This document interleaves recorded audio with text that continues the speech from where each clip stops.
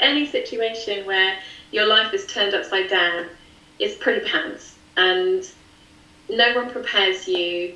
My husband had a freak accident and ended up with a clot in his neck that moved into his brain, which resulted in a stroke. He's completely dependent on me to make sure that his life is as flexible as possible and he can access things. But with that dependence on me goes a huge amount of responsibility for me. And the biggest thing that I really struggle with is that if anything happens to me, who is responsible for him?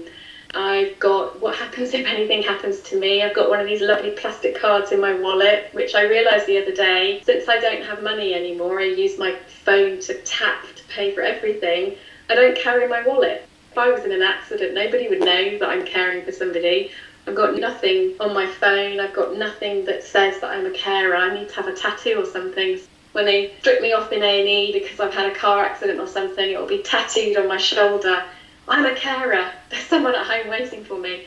I've got sitting in my inbox at the moment is the revision that I need to do. But the biggest challenge I find is that every time I have to talk about my husband's disability, every time I have got to tell somebody why it's challenging and why it's difficult and why there needs to be this certain level of care being put in and what needs to be picked up, I have to go through all the disabilities. I have to go through everything he can't do. I have to re-engage with how disabled he is and how life has changed completely, just so that somebody has that information, so that if anything goes wrong, that person who then becomes responsible for Graham, that they know what they're doing.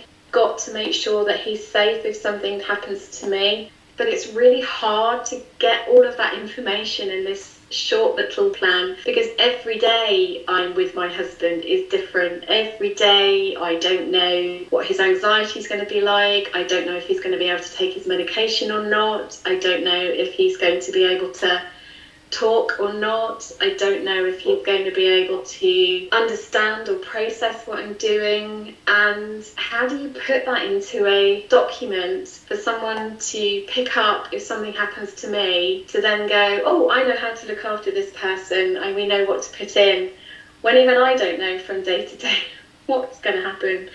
I'd much rather it wasn't happening, to be honest. I would much rather not have to write a plan